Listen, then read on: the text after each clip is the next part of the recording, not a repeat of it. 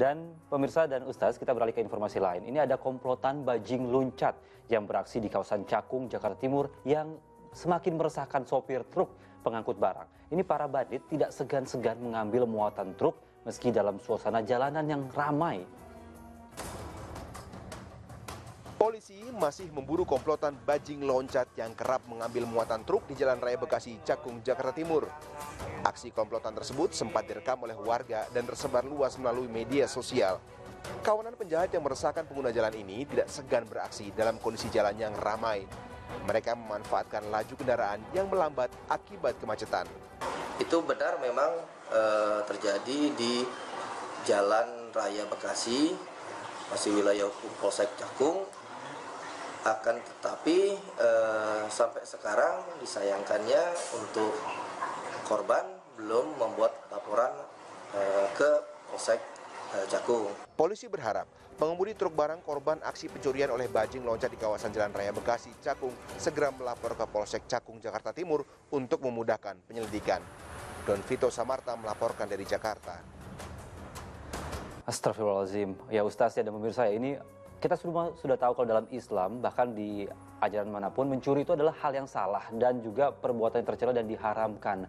Lalu Ustaz, bagaimana kita melihat aksi pencurian yang kadang selalu menjadi faktor ekonomi itu selalu menjadi alasan padahal tidak selalu seperti itu. Lalu apa dampaknya jika kita menggunakan uang hasil curian, entah itu mencuri seperti tadi, korupsi atau menipu, dampaknya kepada diri sendiri ketika kita memakan uang haram itu maupun kepada anak dan istri kita juga.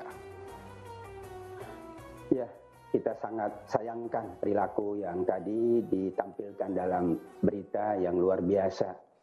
Harusnya seseorang menyadari bahwa semua yang ia makan, semua yang ia konsumsi, bahkan yang ia berikan untuk keluarganya, itu dipengaruhi oleh dari mana harta itu didapatkan.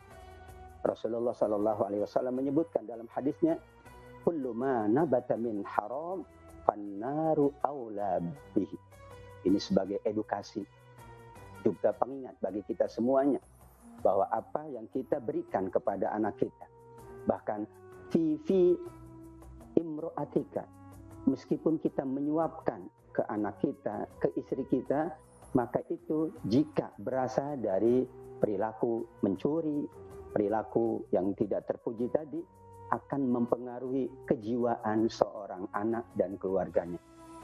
Di surat Ali Imran ayat 33, Allah mengingatkan, dzurriyyatan ba'duha min ba'd.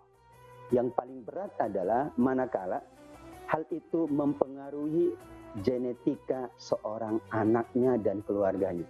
Mohon maaf, kita sering menyebut bahwa kalau kita menanam cabai, maka hasilnya juga cabai.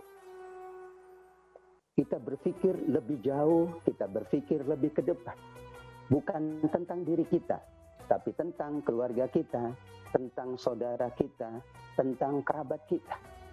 Imam Al-Ghazali mengatakan, kenapa manusia tega berbuat yang tidak terpuji? Karena ia hanya memperhatikan diri sendiri. Rasul SAW ini cerita yang masyhur. Seseorang minta izin kepada Rasul untuk tetap berbuat maksiat, yaitu saat itu berzina. Nah, Rasul memberikan edukasinya luar biasa. Dia katakan, atardohu li ummika li ukhtika. Ia kaitkan dengan ibunya, kakaknya, adiknya, saudaranya. Apakah kamu rela kalau orang lain berbuat terhadapmu, terhadap ibumu, terhadap putrimu, terhadap keluargamu? Kita katakan pencurian ini, kalau kita tanya dari hati yang paling dalam, kita tanya, apakah Anda rela kalau orang lain mencuri dari Anda, dari keluarga Anda, dari saudara Anda? Tentu dia mengatakan, tidak rela kami melakukan itu. Itulah cara Rasul Sallallahu Alaihi Wasallam memberikan pengertian. Selalu yang kita kaitkan adalah dengan keluarga kita. Yang berasal dari yang haram itu akan mempengaruhi kejiwaan, akan mempengaruhi bagaimana masa depan anak dan keluarganya, Padahal tadi kita sangat bermohon anak-anak kita, keluarga kita selalu dijaga oleh Allah Subhanahu wa taala. Amin ya rabbal alamin. Amin, amin ya rabbal alamin.